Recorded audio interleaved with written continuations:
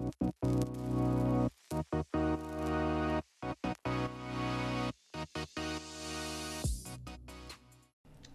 quick update on the channel. First off, very sorry that I have not been sticking to the schedule that I had planned of having a video out every month. I work a summer focused job and I ended up switching companies to get some more hours as they were pretty late. That's why I was able to start the channel when I did. And it just took a while to get used to the new company. I was working a lot of time and I do work a lot more out of town. So, unfortunately, just not able to put as much as I would like to. But things are calming down, so I'm hoping to have a bit more time, get some more videos out. I am recording a battle report a little bit later today against the Cruel Boys with the new GHB. It's going to be the first attempt at learning the GHB and putting in a bunch of the Scourge of Aqshy stuff, so we're going to see how crazy that's going to get. Also, with the last couple months, I was attending a lot of in person events when I did have free time. I don't know with all the updates to the game in general if I am going to put a video out on those. I also forgot to take pictures at almost every single game. But if it's something you do want to see, drop some comments, let me know, and I can do a little bit of a recap on those events. All right, so let's get into this. We've got the battle profiles from June 2026. This came out on Monday, and I'm recording on the Friday right now. So, overall, quick look, we've got a ton of green, which is to be expected. We needed some points drops throughout here. First one we have is Catacross has dropped 30 points to 470. I still think he's a bit high. I would like to see him closer to that 450 range, but I'm getting a lot more willing to try him out now, especially with some of the other points changes and just changes in general. He's starting to feel like more of a regular option potential, especially now with the new GHB and a lot of the control that you need throughout all of the rules. His extra control mechanics could be extremely helpful.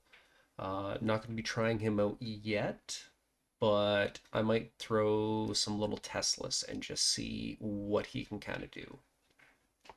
Next point drop we have is the Liege Cavalos on War Chariot. It's dropping down 20 points, so it's only sitting at 210. I like it. With the combination of the Cavalos War Chariot dropping 20 points as well to 150, that turns the combo of the Liege Cavalos and the two chariots. It brings it down 60 points, which is good. But I still don't think I'm 100% on board with it. There's some other changes in the actual rules that are. It's getting a lot closer to being viable. It's something that I might throw into a list and just see how many points I have to play with. It's still going to be coming in at a combo of 510 points, which is a little bit much. I'd love to see it sitting under a quarter of the points. Next one I want to talk about is the Liege Mortec, sitting at 120 still. I'm a little surprised by this with how much he's being used. They did make a change to his rules that we'll talk about soon, but I am pretty surprised that he was able to stay at the 120 mark instead of going up any. Next for drops, we have the Soul Mason, dropping down 10 points to 140. I like this. It makes him a lot more competitive with the regular Bachmordian for a 2-cast wizard. I still think I take Vok over him. The artifacts and traits, there's just better options, so he doesn't really get all that well. He does still have a place with the potential strike first. So this is just a good one. I'm happy with it. We're going to start seeing him in a couple more lists, but it's not something that I'm personally going to run all that much. Then we have the Soul Reaper dropping down another 10 points to 120. This is another good one. Should see him a little bit more. He's still a little bit pricey for the risk you have with him, but as other things start to drop and get a little bit lower, I think we're going to start seeing a lot more of him. He does combo well with the artifacts and traits. So at some point soon here, he is going to start having his time to shine and start popping off in a bunch of lists. Then last thing for heroes, we have the new Scourge of Aqshy Vokmordian. We'll go more into his rules a little bit later. We're just going to have a little reminder that he's 180 points, which is very expensive considering that the regular Vok is 140. I do think that he is worth that, but we'll talk about that a little bit more when we get into his War Scroll. We've already mentioned the Kavalos War Chariot. Their big thing comes in the rules update. It's just nice to see them getting lower. Still needs to drop a little bit more. Now, this is something I was a little bit surprised about. The Morghast are going down 10 points. I have seen them in a lot of lists, so I'm quite happy to see them going down. They definitely needed it. This helps out quite a bit, just being able to fit those extra little pieces. I, of course, wouldn't mind them going down another 10 points eventually, but I'm not going to get too greedy. I'm happy if this is what it ends up staying as. I can just fit one extra tool in my list with this. So we're going to talk about the good before we talk about the bad. We're going to jump to the Necropolis Stalkers, who are going down 10 points. It's not too bad. It is something. I still don't think it's enough with their 4 wounds apiece, the 4-up save. They have fun abilities. They are great horde busters. I do want to get them in lists because I really like the models and the rules are cool. Unfortunately, I'm still in a bit more of a monster meta in my area, but that combined with the Mortise and Refinement, which we'll talk about soon, it kind of just brings them back to where they were, and that is something that I would be tempted to put that in and have them as a true horde buster. So it's getting better. I still think they need a little bit of work. On to some of the stuff that has stayed the same. We've got the Harvester. I would have loved to see him drop a little bit, but I can understand why, especially when they're dropping the Morghast down a couple of points. That could get a little bit nutty. The Immortus Guard at 170 are just too expensive for me. I would love to see them going down to the 150 range. I think that's kind of where they need to be. Death Riders. This was shocking that we did not see a point bump on them, especially with the way they've been spammed and all the wedge lists going around. They're a nice piece. Their entire combo has not changed, so that is great news. We get to keep spamming that. I guess the combo has changed a little bit with the artifact, but it's still not that bad. It's very easy to fit that full combo in for the extra 20 points for the artifact. Next, crawler stayed the same. I don't mind that. I've been using it a lot lately. I don't know if the 250 is 100% justified because if you really want to get the most use out of it, you need to bring the Os Effector, so you're looking at a 360 combo. It's still good, it's still fun. I don't think it's egregiously overpriced, but again, I wouldn't mind it being a little bit cheaper, like an extra uh, 10 points cheaper even would help out a lot. Mortec Guard got to stay the same. Eh, uh, again, I'm a greedy bastard. I would prefer to see them at 100. They're a very basic unit. They don't do damage. They do have the defensive ability, but give me a little bit more on that. But Triaxes did get to say the same. I'm not too surprised with the fact that we have lost the Hekatos Drill Masters and the ability to give them the +1 to wound in shooting.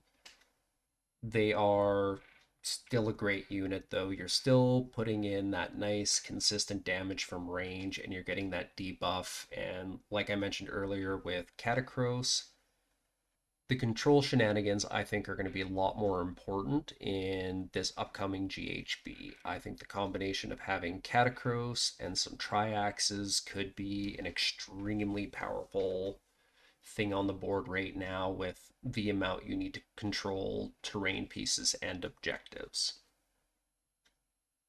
So last thing we're going to talk about is the Mortis Reapers. They have gone up 20 points. Doesn't feel great that they went up 20 points, but that's exactly where I was expecting them to be. That's where they should be. The movement shenanigans you can do, especially since GW has FAQ that you can use the Necrocash ability while you're not in combat, is absolutely massive. You can really deny an objective from your opponent for a long time until they're able to surround you if you have the combination of Reapers with the Remorseless Conqueror's battle formation. You can cause absolute chaos. At the last tournament I went to, I was running 2 units of them. I know their abilities are both once per turn army, but it really forced my opponents to have to go after both of those units at the same time, surround them so that I couldn't just escape, and just force them to divert resources to spots that they didn't need to. On top of that, having a 5-up ward for them, they're a lot more durable than you think they would be. So it really frustrated my opponents for the last tournament. Then I guess that wasn't the last thing because we're still talking Reapers. We have the new Scourge of Aqshy Mortis Reapers. These guys are staying at the 90 points. I like it because they lose a lot of their survivability without the movement shenanigans. They cannot sit on objectives and just keep things safe. We'll get more into them once we hit the War Scrolls in a little bit. Okay, so the next page that we really only have the one change. The other one is the new Artifacts of Power and Mortis and Refinements. We'll chat about that on the next page. The big thing here is that Imperious Will has gone up 20 points. So this is what's changing our wedge combo a little bit. 20 points is not that bad considering what we can do with that ability, so I'm okay with it. It saves us from having points totals added on to the Death Riders or the Liege Cavalos, which can just spiral if you're starting to run a bunch of Death Riders or you want to do something a little funky with those. This saves us from that, and it's not that big of a hit. At least we're not dealing with something like 30, 40 points. So overall, this page is fine. Okay, let's get into some actual rules changes now. These ones are not too bad. So we'll talk about the Liege Mortec first. So this one is change the timing bar of the clinical efficiency ability to once per turn army. Any combat phase reaction you declared fight ability for this unit. Very simply, it's just stopping Liege Mortec spam. I don't know if it was that big of an issue. It's not something I ever tried. It could have been very powerful, so I'm not surprised that they took it away. I actually had kind of assumed that it already was a once per turn army, didn't read closely enough on that. This is one that was always going to get changed. They don't like abilities like this being able to be spammed, so not at all surprised that this change happened. Next one that we have is another improvement to the Kavalos War Chariot, and this is what is really making that combination a lot more tempting for me. So change the first sentence of the effect of pinning attacks to, if this unit is wholly within 12 inches of a friendly Liege Cavalos on War Chariot, apply the effect below, otherwise roll a dice on a 3-up, apply the effect below. This is the ability that does a single mortal wound and then stops the unit from doing pile-ins. It just makes that combination so much better that as long as you have your Liege Cavalos and a regular War Chariot, you are guaranteeing that that ability is going to go off. The way the rules are designed with the chariots, you want to be keeping all of them together anyways. So just having that ability be guaranteed instead of always having to risk that on a dice, much, much better. Does put a bigger target on the Liege Cavalos, but I am okay with that. That combination is getting closer and closer to being extremely viable. I might even pull it out in my game later today. I don't know for sure yet. I think I'm going to test all the other stuff first. Okay, time to get into the new spicy stuff that actually came out yesterday. So for this, we got 3 artifacts of power, and 3 Morrison refinements. I'm a little sad to see that we did not get another spell lore or some battle formations, particularly the battle formations, because the book ones are trash, except for the one. I'm going to start playing with the other ones just to try them out, see if I can get some use out of them. The Inevitable Empire kind of seems fun with the ability to affect control scores, and again, I think that's going to be incredibly important for this GHB. But let's get into the artifacts first. First up is the Banner of Old Ossia. It is a reaction to you declaring the rally command for a visible OBR unit wholly within 12 inches of this unit. Effect: when resolving that command, you can spend rally points in the following additional ways. For each rally point spent, heal 1 to another visible, friendly, non-hero Ossiarch Bone Reaper unit wholly within 12 inches of this unit. That's awesome. You're getting double the heals. You're not bringing back any models with this, but just extra heal, an extra range on it. And as it is written right now, that second unit is allowed to be in combat. They do not have the restriction that the second unit benefiting from this has to follow all the same restrictions on the rally command. Okay, the second part of this. You can spend a number of rally points equal to the health characteristic of that unit to return a slain model to a visible friendly Ossiarch Bone Reaper's unit wholly within 12 inches of this unit. So with this part is really making me think that the ability that you can heal something that's in combat is a legitimate thing. That is how they intended it.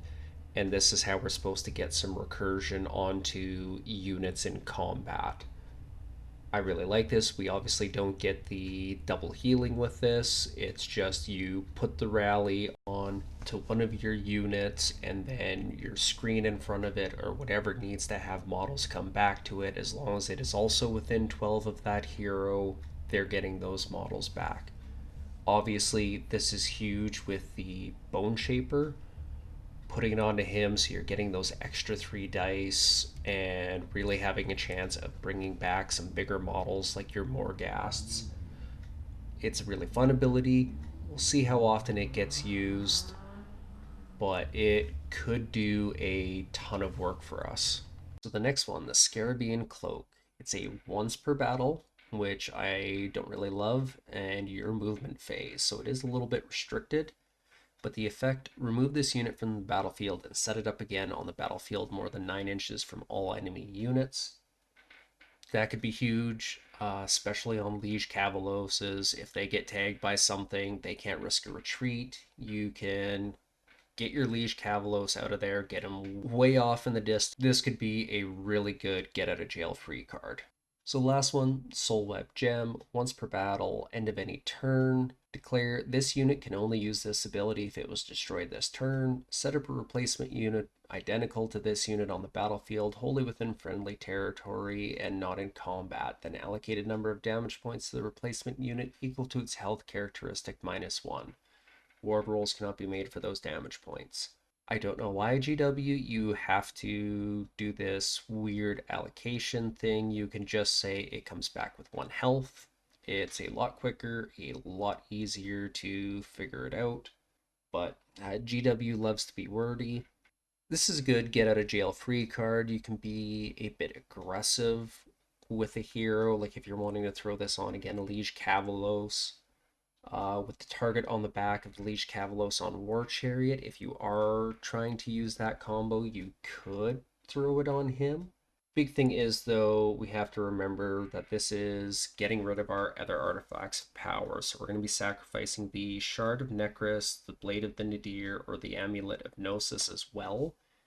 You only get to pick one of the 6, and we've got pretty good ones all throughout. So it's a lot of what kind of combinations you want to run with here. But overall, they're not bad. I'm really curious as to what the FAQs are going to be on the Banner of Old Ossia. I could see something happening with that. The Cloak gives you a nice get out of jail free card with your heroes. To me, that's kind of a 50-50 with the Shard of Necris. It just makes it a lot better that you can play aggressive with the hero. And same with the Soul Web Gem. These two allow for a lot more aggressive playstyle, while this is going to be going on one of your more passive defensive heroes. Okay, so Mortise and Refinements. Unique enhancements that can be given to non-hero Ossiarch Bone Reaper units. Unit can only have one Mortise and Refinement. This is pretty fun. I do have some major issues with it at the same time, but there is some play. I don't mind throwing this onto a unit if I have the 10 points to spare for it and I want to give it a little boost. So we're going to talk about the one here on the right, Utterly Unquestioning, first, because this one is kind of cool and unique. So for this one, the effect: each time this unit uses a Relentless Discipline ability, roll a dice as a reaction. On a 5-up, subtract 1 from the number of Relentless Discipline points that must be spent to use that ability. That's kind of cool. You're going to be throwing it onto reinforced units. That's what you're going to do with all of these, just so that you're getting the most models with the use out of it. It's fun, it's cool, it's being able to drop that 2 point cost down to a 1 point cost potentially. Not super reliable, so I don't know how much I'm going to be using it, but it is fun, kind of unique, and helps a tiny little bit with the issue of low number of Relentless Discipline points. So these other two I like. They're both passives as well. The problem I have with these were just other abilities that we had all the time. So we'll just read it all backwards because we started on the right here. We'll go with Elongated Tibias. Effect: add 1 to charge rolls for this unit. Great thing to have. I'm never going to complain about a +1 to charge rolls. What I will complain about is the fact that we had the ability to give a whole lot of units that ability before. And with the amount of minuses to charge rolls that I've seen in the game lately, it's cool to have for that one unit that we really needed on, but I don't know, it just used to be better that we had it all. It's weird that they're kind of slowly drip feeding us abilities that we used to have and abilities that were not overpowered before. Last one we have is Perpetually Empowered Weapons. This unit's melee weapons, including companion weapons, have crit 2 hits. Again, our whole army used to have crit 2 hits, giving the companion weapons crit 2 hits as well. Cool, won't complain about having extra crit 2 hits. It's really only affecting the horse hooves, which is not something that I was really relying on for damage anyways, even though it always feels like horses do the last little bit of damage to a unit. So it could come up kind of big having that extra hit potential. It's still just the fact that we used to have crit 2 hits on everything before that annoys the shit out of me. But being able to put this onto a unit can be pretty big. Like, again, this is going to be thrown onto reinforced units. I do like it with Stalkers and a Mortis Guard. It makes them feel a bit more viable now that we can have that built-in crit 2 hits, and then we can start giving them the crits 5s at a cost of only 1 spell cast instead of 2. So it does give us a fair bit more damage potential on some units with a lower cost. The big one is 10 blocks of Death Riders are going to love this as well. So it is good. It's just another thing that kind of twisting the dagger of getting rid of all of our crit 2 hits. Okay, on to some War Scrolls. We got two new ones for Spicy War Scrolls. We got Vok and the Mortis Reapers. The Vok I am extremely excited about, even at the +40 to his cost. I kind of think it's worth it because these abilities are a ton of fun. He's still a 2-cast wizard. I think he's going to be great. I'm planning on running him in my game later this afternoon.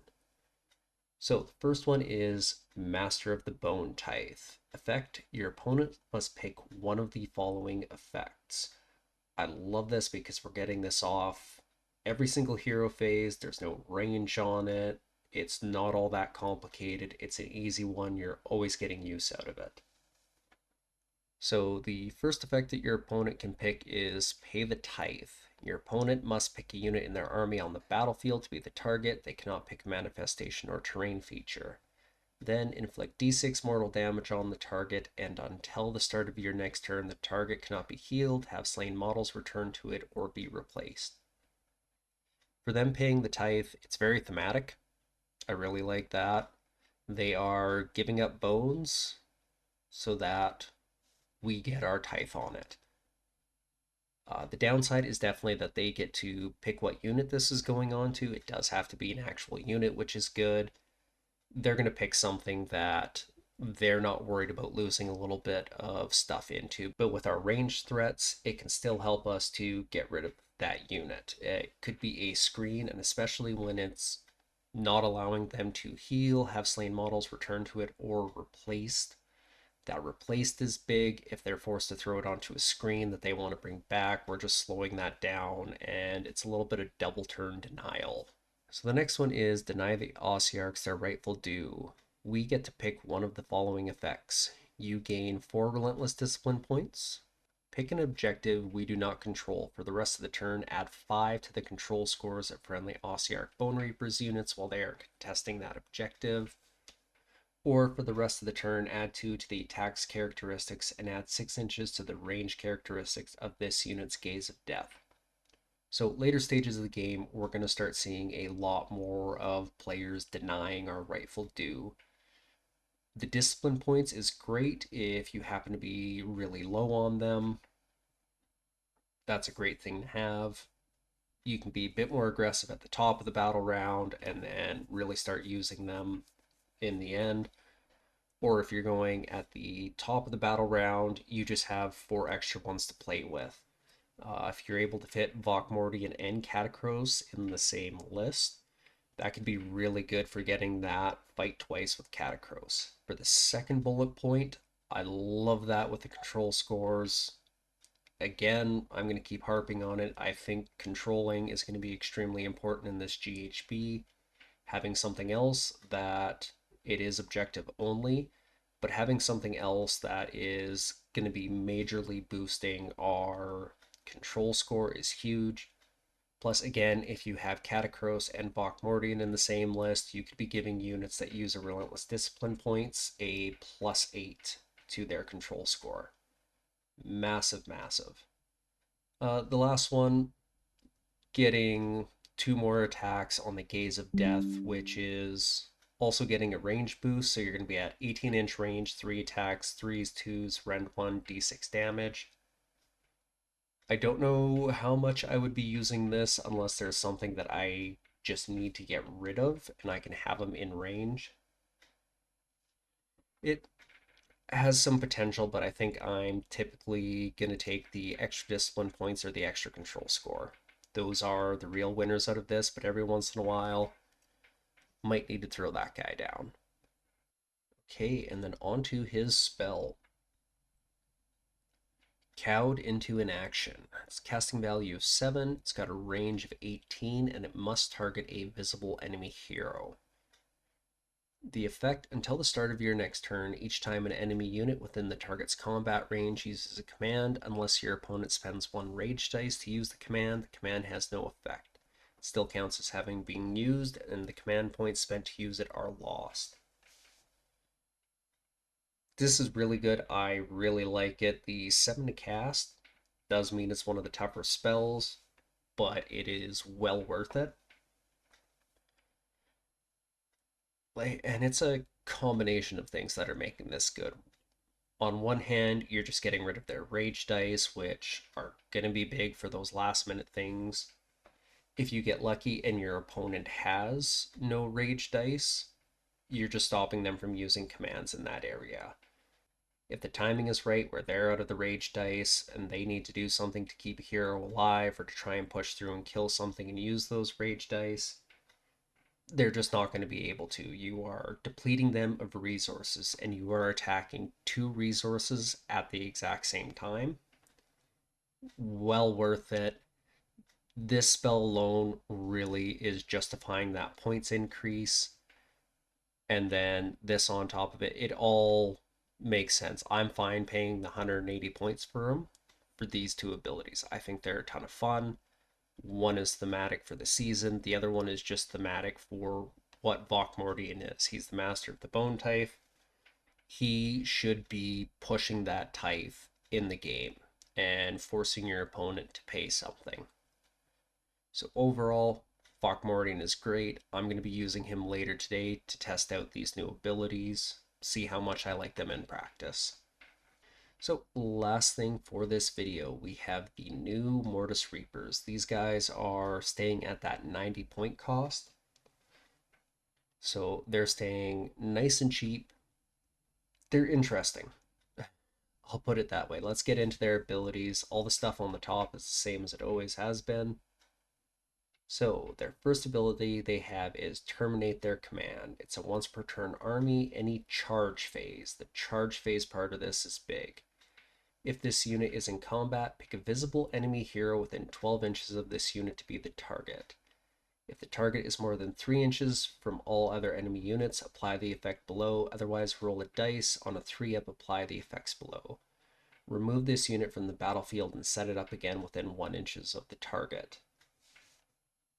That is massive if they are trying to keep their heroes safe and keep them out of combat. If they do not have a small unit protecting them, then you're getting a free teleport to that hero and a chance to assassinate it with the 3 attacks apiece, with the 2 rend on a hero. They can be very dangerous, and I have learned with playing with these, if you are going into the smaller heroes or even the slightly bigger heroes that just have a bad save, these guys can really pop off even a 5-man unit and do a really good job of assassinating. So the next ability is the Coldness of Death. It's another once per turn army, end of any turn. If an enemy hero was destroyed by this unit's combat attacks this turn, your opponent must reduce their fury level to 0. That is really good. I really like that. It is a great combination with Vokmordian of just, we have this new mechanic and this new tracking that we have to do with the fury levels and the rage dice. We are doing a really good job with these 2 units of restricting what our opponent can do with that. So I really like these guys doing that. They have a good chance of getting in and assassinating some heroes. I'm planning on running these guys reinforced and giving them the perpetually empowered netherite weapons so that they are getting the crit 2 hits and giving them a much better chance at going after bigger heroes. So these guys I think are going to be a lot of fun. I feel like this does make them a lot more like the actual assassins they're supposed to be versus the other regular war scroll where they feel thematically a little bit more like spies, denying objectives, moving around, stealing stuff. That's kind of more their role. This is definitely more of a get them into combat, do some damage with them. I do think with these guys, you kind of have to run them as a reinforced unit. I don't think you really want to be running around with just 5 blocks. Because if you get this burst ability off and you're able to get into a hero, you need to make sure you're killing them so that you're able to use this ability. So I'm thinking it's a 10 block, and if you don't need it on anything else, the perpetually empowered netherite weapons is a great combo for them. Overall, I'm really excited for these 2 war scrolls. At first read, I was kind of meh on them, but the more I looked into it and started thinking about it, it's got some fun combinations. That's everything for today. Keep collecting the tithe out there, and we'll see you in the next one.